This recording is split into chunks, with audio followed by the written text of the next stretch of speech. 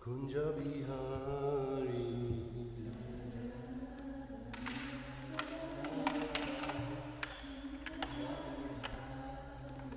Jaya Radha Madhava Kunja Bihari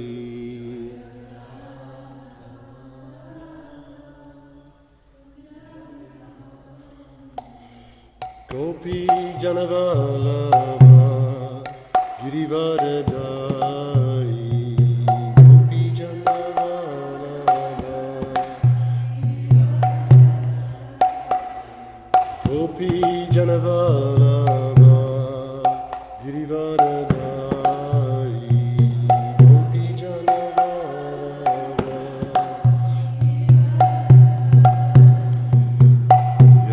Yasodanandana Braja Janaranjana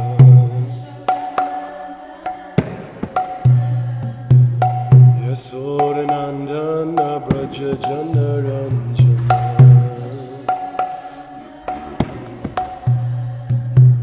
Jamunatira Vanachariyam Tira Jamunatira Vanachariyam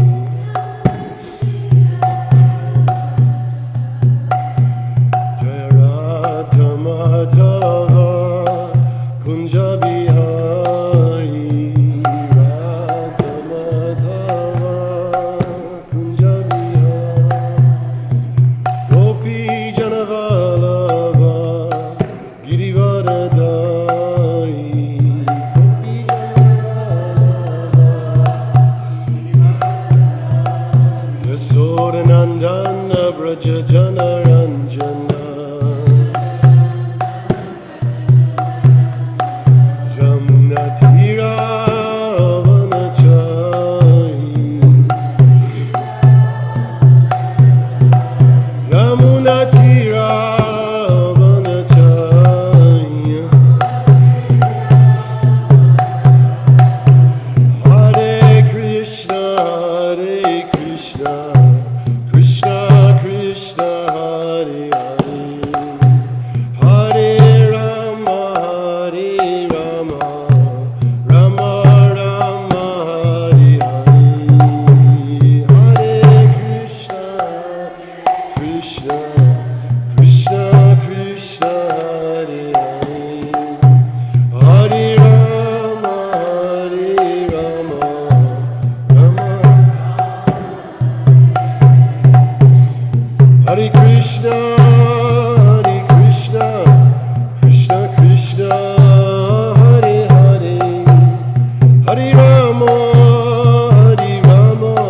Rama Rama Hare Hare Hare Krishna Krishna Krishna Hare Hare Hare Rama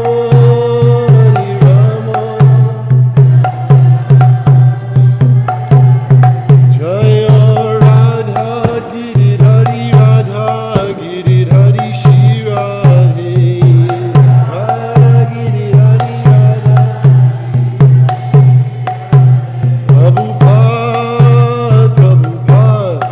Prabhupada Jaya Jaya Prabhupada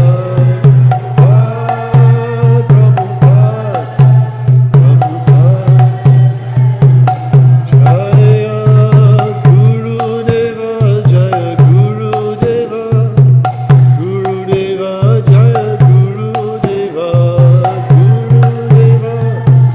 Gurudeva Haribo Haribo Nitai Gaura Haribo Nitai Gaura Haribo Nitai Gaura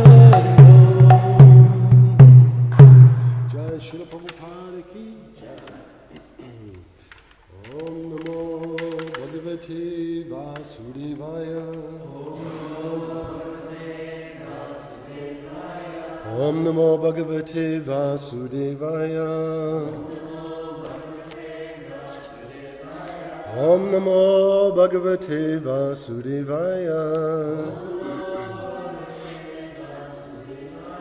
Narayanam Namaskritya Naram Chaiva Narottamam Devim Sarasatim Vyasam Tato Jayam Udirayet Nasta Prashu Bhadreshu Nityam Bhagavata Sevaya Bhagavate Uttama Sloke Bhakti Bhavati Naishtaki.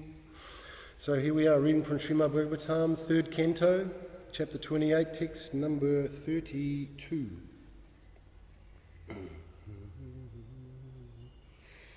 Hasamhare Hila Loka Trivya Hasamhare Avanatant Hila Loka Trivra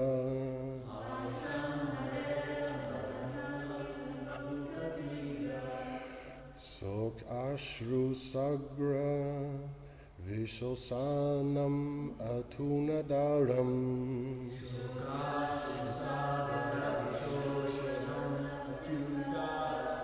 So Samohanaya Rashitam Nijamaya Yasya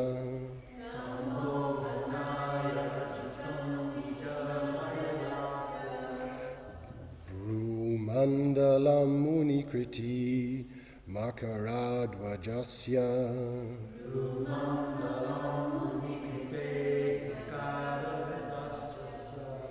Asamhare Avantak Hila Lolokativra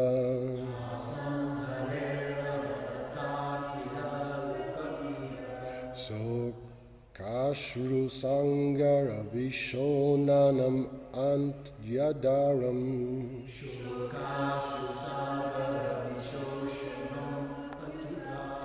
So Samohanajya Rachitam Nijamaya Yasya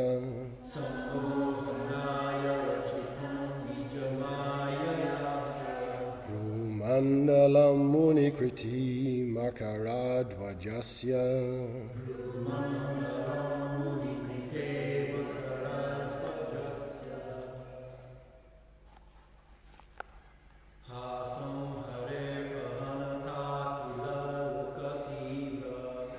Asamhare Avantak Hila Lokativram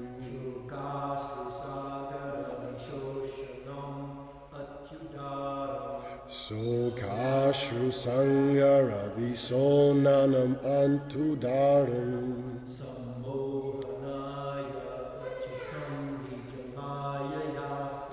Samohanaya Rasitam Nijamaya Yasya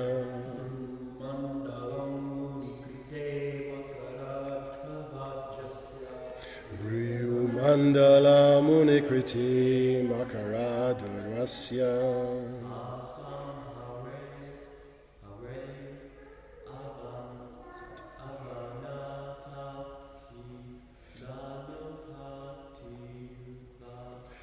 Asamhare Avanatak Hila Lokativra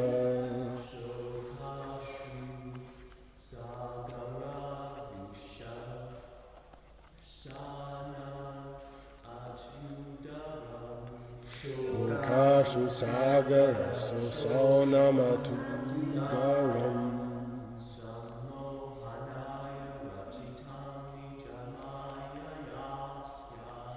Samohanaya Rasitam Nijamaya Yasya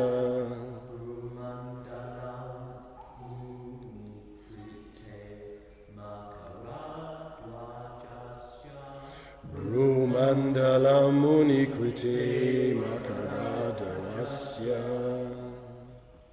Madhujis.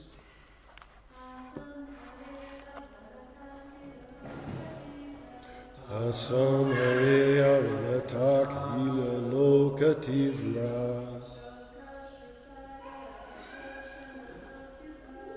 Sokrashi Sangar Tikaram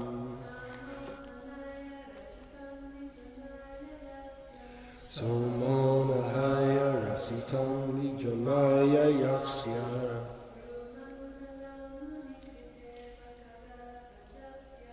Brumandala Munikriti Vakadavasya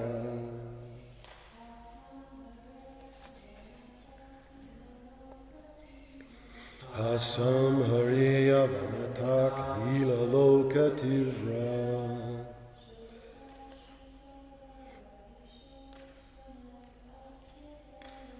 So Kasura Garayu Sachanam Antunaram.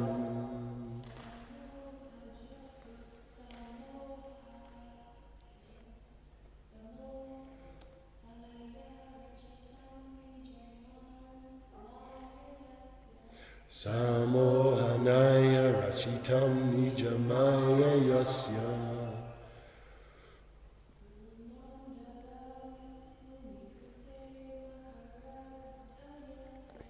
Brumandala Muni Kriti Makadajarasya.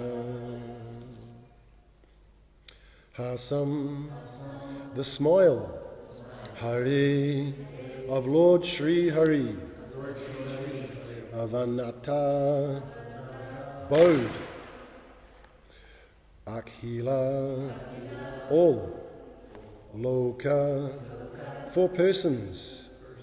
Trivra Soka, caused by intense grief.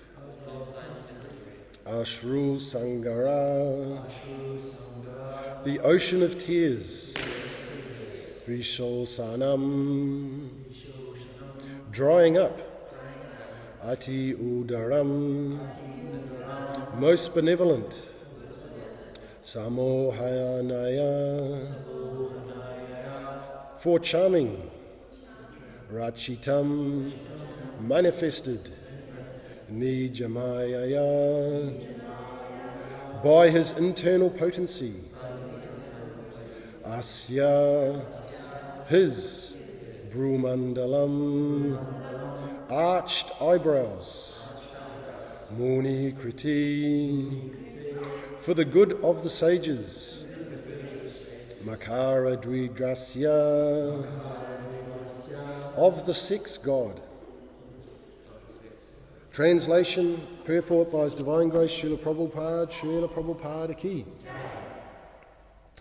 A yogi should similarly meditate on the most benevolent smile of Lord Sri Hari, a smile which, for all those who bow to him, dries away the ocean of tears caused by intense grief.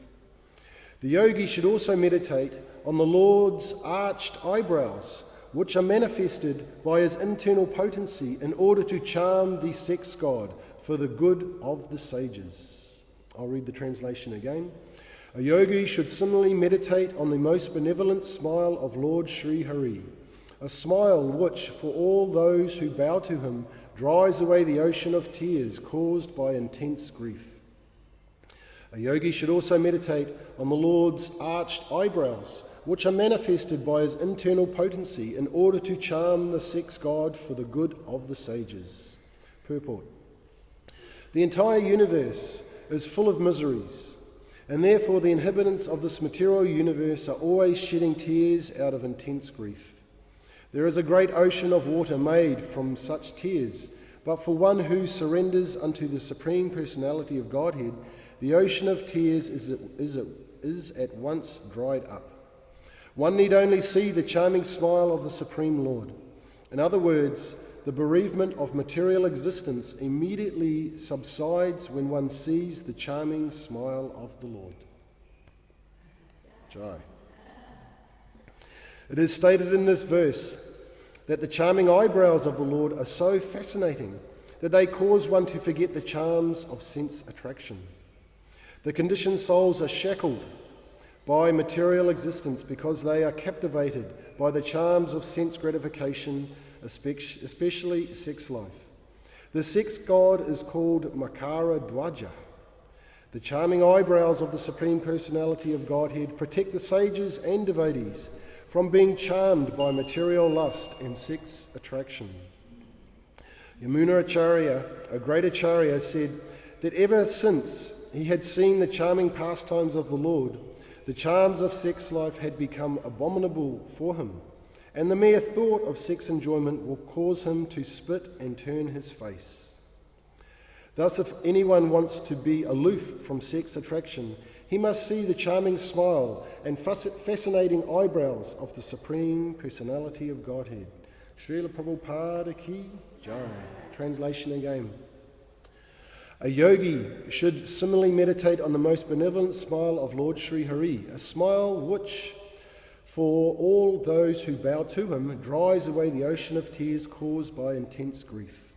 The yogi should also meditate on the Lord's arched eyebrows, which are manifested by his internal potency in order to charm the sex god for the good of the sages.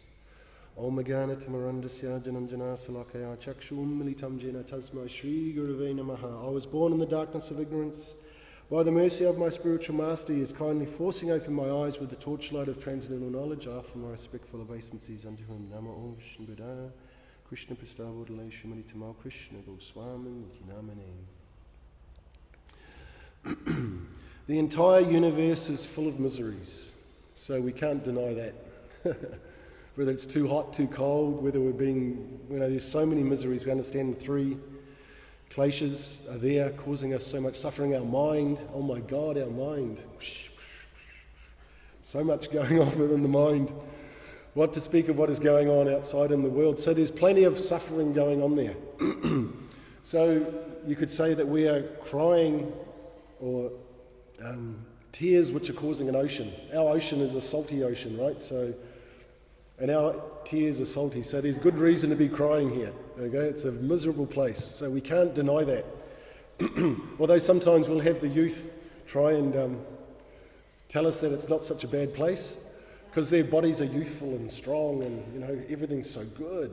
They haven't experienced how the time factor comes along and chops down the ego. Although no doubt he's got a blue arm. He's a little bit like Krishna and he plays a flute. But still our Namrichi's experiencing sufferings to some degree. Like yesterday, they went for a walk, I believe, and I believe they might have got drenched. I saw the daughter, she was saying, they've gone for a walk, and I was thinking, oh my God, they've gone for a walk. They're going to get wet. So again, so many miseries are there at every moment. So, our bodies are just causing us just this pain that we're experiencing from moment to moment. So this misery is there. So the antidote is to, firstly come and take darshan of the Lord and see the smiling face of the Lord, and also Srimati Radharani as well, which is even sweeter. Am I bold enough to say such a thing? But, Srimati Radharani is captivating Krishna. So to come and see their smiling faces is said to, dry up all these worries and fears and anxieties that we have, because it's such a wonderful darshan.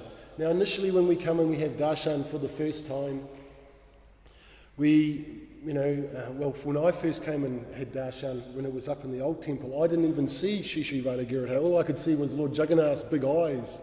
That was really what was prominent for me. And that's all I could see. I went out of the temple and all I saw was Jagannath. So sometimes we're not qualified to initially see the smiling face of the Lord and Srimati Radharani. Our qualification isn't so that we're able to have that darshan. But Lord Jagannath, he freely goes out on his chariot and gives his darshan to everybody like that. So we're so fortunate that Jagannath is now having Rath Yatras all over the planet. So people are just coming out of their houses or wherever, they've just gone shopping and boom, they see Lord Jagannath. And it is said in the scriptures somewhere that if you see the smiling face of Lord Jagannath, that will return to you at the time of death. So you'll also have that darshan at the time of death. So that's such a wonderful benediction to be given. So these benedictions are explained like we come in the morning, or some of us come in the morning and sing some Saradava, like the cloud, the rain is pouring on everybody without discrimination. So there's samsara, the shower of mercy is there for all of us. So this is what we are actually dependent on. We are dependent on the mercy coming down through the parampara and the mercy of the Supreme Personality of Godhead, so that we can get that opportunity to have the darshan and remember the smiling face of the Lord. Because otherwise, as it's being nicely mentioned here, this sex desire will pop up and will distract us, without a doubt. We cannot think that we are able to overcome this sex life. It's a very, very powerful tool of the material energy that she can throw it in there and just cause havoc with a sage's spiritual life. It can be finished like that. So therefore, we are dependent on the mercy of the Lord to protect us to some degree from this sex life, which, like I say, can just put a bombshell on your spiritual life and shatter it to pieces like that. So it's something that we have to be very, very wary of. So therefore, we understand we've got the brahmachari ashram, and then the grihastha ashram, the vanaprastha, and the sannyas. So sex life is really only for the grihastha ashram. Either side of that, we should be trying our utmost to restrain, control, and focus on the smiling face of the Lord. We should be using our energy to try and see the lotus feet of the Lord, remember the pastimes of the Lord, all aspects of Krishna consciousness, even just our service also, whatever our service might be. As long as we're absorbed in these activities, then to some degree we are protected from that sex life. That has been explained here that Yamunacharya would turn and spit at the thought. So for one that is not attracted to the form of the opposite sex, if we're not attracted to the form, then if we contemplate just for a moment, we can see that yes, it's a very abominable thing. It's activity fit for hogs, dogs, camels, and asses. Basically, it's a very abominable thing. But still, this illusory energy is so amazing that our eyes, we become bewildered. The bewilderment is there, and we cannot deny it. That we become attracted to the form of a woman, or for the opposite, the form of a man, and we are seeing his big, strong, stout body, or we might see her knife curved in nice places, or whatever it is we're thinking we're attracted to. But we have to be philosophical. We have to bring in the philosophy. We've got to bring in the Bhagavad Gita. Basically, we've got to be armed with the sharpened sword of knowledge to be able to try and cut through this illusion. We just look under the surface of the skin, and it's not very nice what's just under the surface of the skin. And the skin is really all that's just covering, all the abominable things.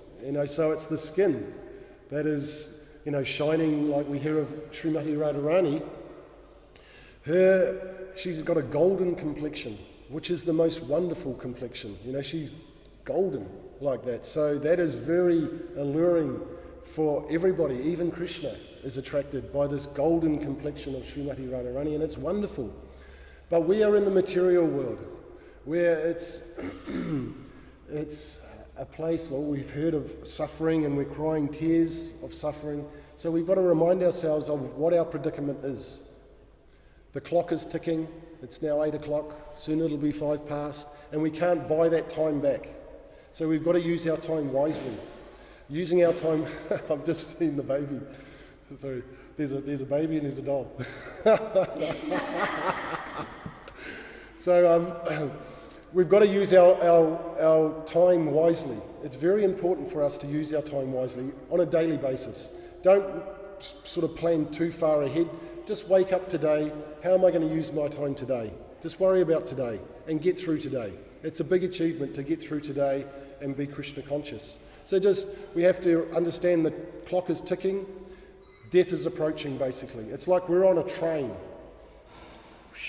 and it's going on a destination, and there's a cliff, and it's going to go off the cliff, right? The train is going to go off the cliff, and we're on that train. So it's not time just to, party, and all this sort of thing. It's time to prepare for the imminent death that is approaching as we go off that cliff. So a yogi would be sitting there on the train in a very straight position, erect, controlling his breathing for a start. Because when we panic, our breathing increases. So he would be sitting there in a very calm, detached way. This is what we're hearing about here in the Satya Yuga. They would be just preparing for that moment when that last breath comes, because we understand also that when we take our birth, we're allocated so many breaths. You've got these many breaths, and then that's it.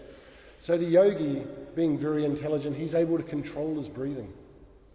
So basically he can also extend his life. But he is waiting for that last breath that he will take in, as we've heard here.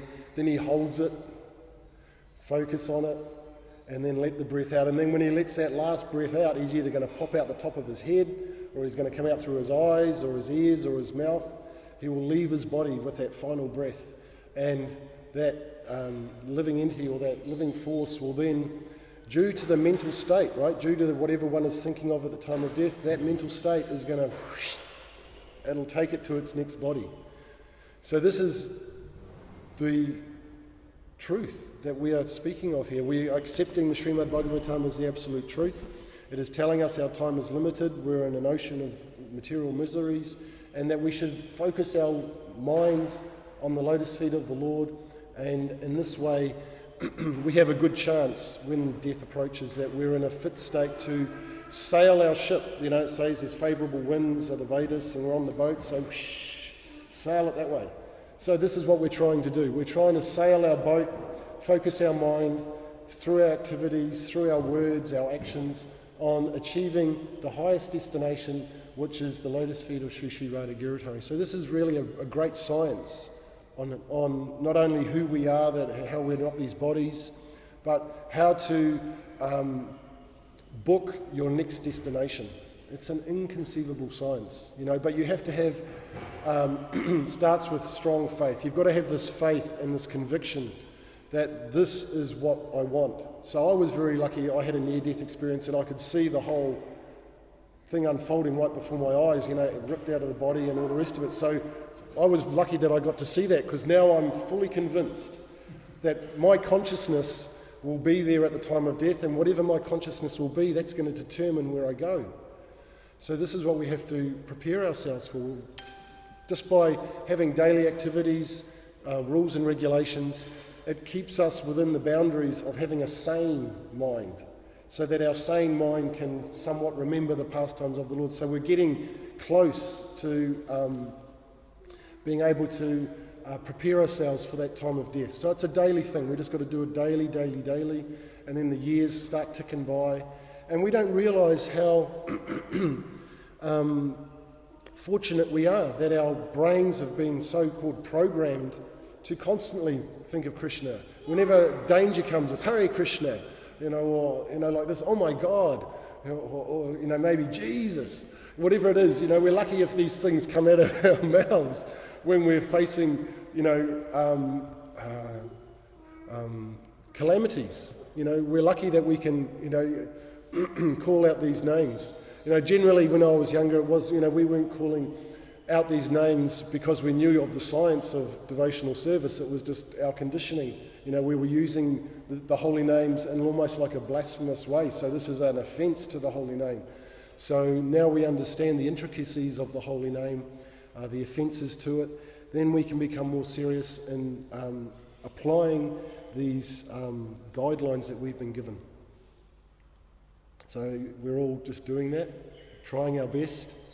And you know, rest assured, no one is perfect.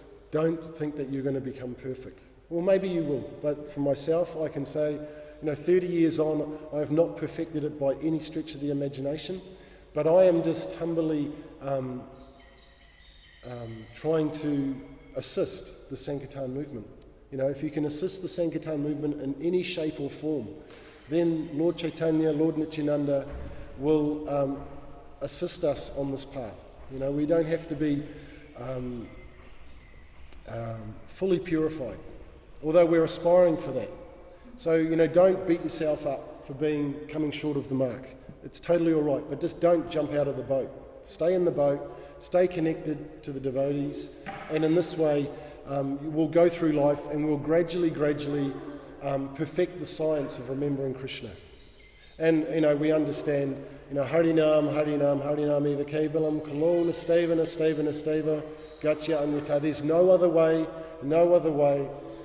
way except chanting the holy names, the holy names, the holy names. So take the holy names and hang on tightly to the holy names.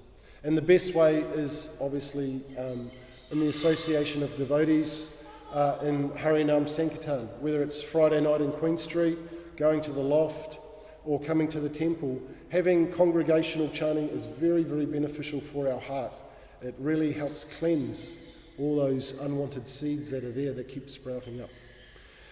Okay, I'll leave it there. I'll read the verse again. A yogi should similarly meditate on the most benevolent smile of Lord Sri Hari, a smile which, for those who bow to him, dries away the ocean of tears caused by intense grief. The yogi should also meditate on the Lord's arched eyebrows, which are manifested by his internal potency. So that is actually like Srimati Radharani, the internal potency, the arch. She's giving those sidelong glances. We hear of these sidelong glances that are being shot.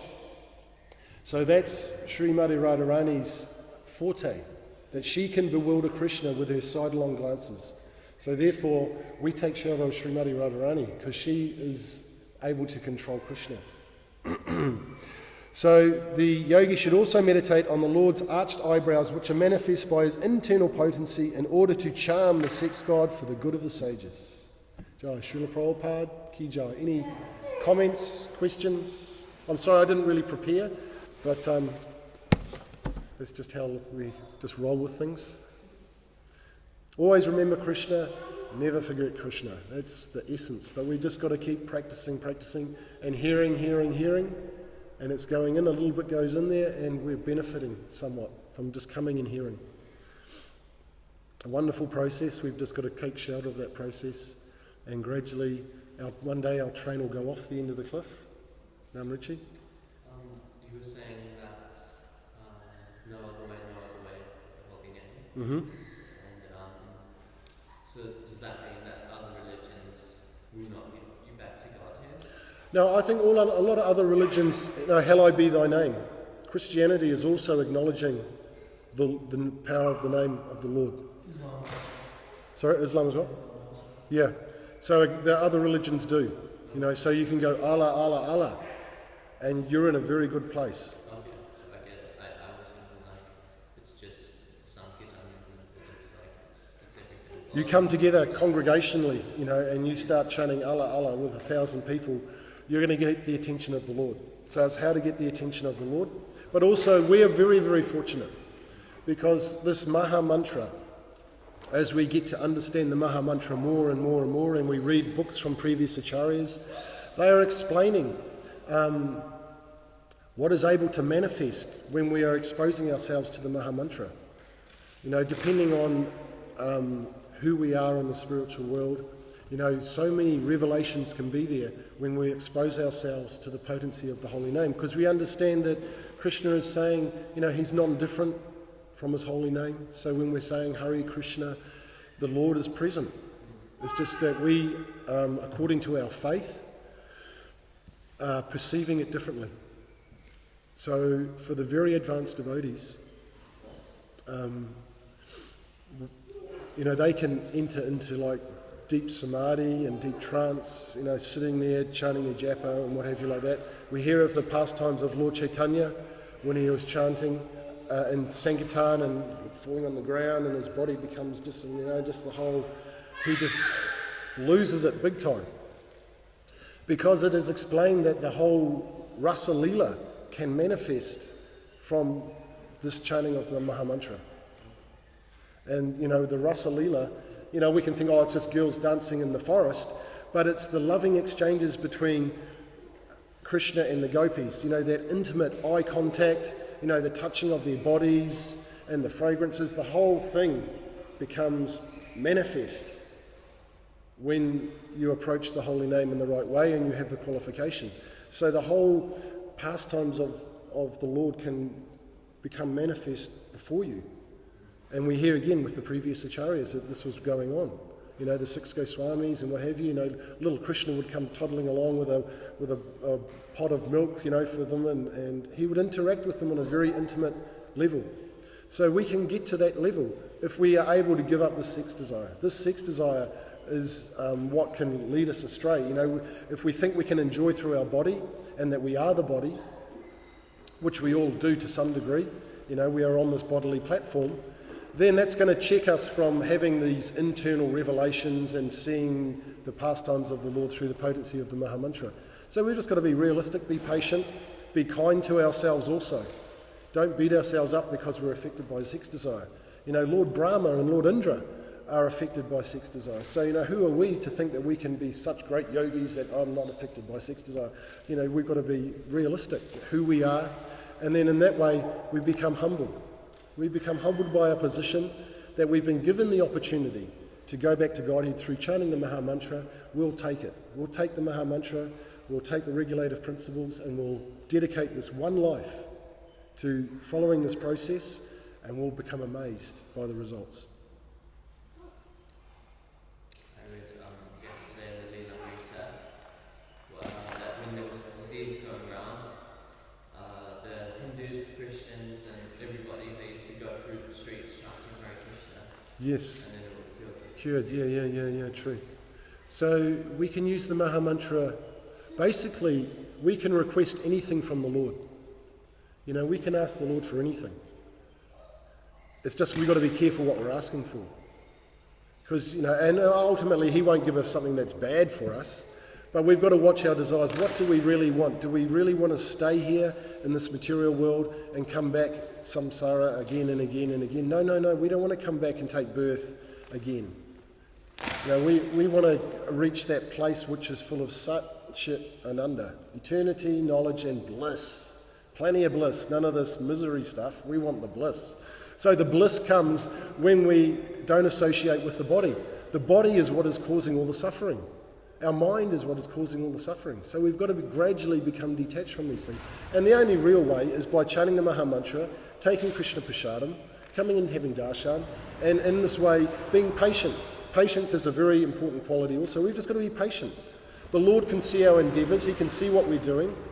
And so when the time of death does come, whenever that may be, we don't know, the Lord will make arrangements. And we can even see that with my family members. When my father died, he made arrangements. When other people die, arrangements are made, inconceivably. So we can't see what Krishna can do, but he can make wonderful arrangements for us. We've just got to have that faith, that when we're calling out to the Lord, that we're doing it in a very sincere way, and he will do everything else. He does the rest of the job. We just got to. Yeah. Well, when my father, he got pneumonia, right, and he had a very short time to live. So I got a phone call like 4 o'clock in the morning or something when I was 2 hours away. You better come quick, Dad's leaving. So I got some this 1008 Sahasra Tirtha Jal stuff. I grabbed some of that, jumped in the car, and I was driving up and I was praying, Krishna, let Dad hear the holy name before he dies. But he didn't actually get to hear the holy name, but he was calling out to Lalita, who was the nurse. The nurse's name was Lalita. So you get your head around that. He's hearing my stepmother calling out to Lalita, he's thinking of Lalita, and then he's leaving his body. And so I went and saw his body there in the hospital. He had a huge smile on his face. He was dead and gone, stiff as a board, but huge smile on his face and his eyes were half open. So whatever he saw at that final moment. Was the nurse Indian, or why was she? Yeah, she was an Indian, yeah. Lalita. I didn't know that initially, but then after we had seen the body, my stepmother went back to see the nurse and she says, "Where's Lalita?" And I just went, "What?" She says, "Where's Lalita?" I went up to the reception and there's this nurse here with Lalita on her badge. I was just stunned, I was thinking, you've got to be joking. No. So my father was hearing Lalita's name at the time of death. Now how can you make arrangements? And obviously I had the 1008 water, the Sahasra Tirtha Jal that we collected from 1008 different places. So I put that on his eyes, put it in his mouth, and then I washed his feet with it as well. So that was like, who can ask for that as well, to visit 1008 holy places, get your body washed in it, hear the name of Lalita. So this is how the Lord shows us how he makes arrangements. We can't make arrangements. The Lord can make inconceivable arrangements. And it is said that 7 generations each side of a devotee get liberated, right? That's what it said, for a devotee, 7 generations either side.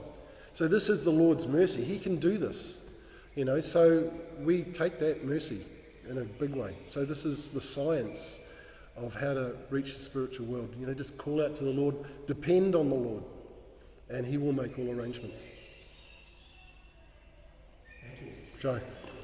Grantaraj Srimad Bhagavatam ki, Srila Prabhupada ki, Oh, Reprimanandi.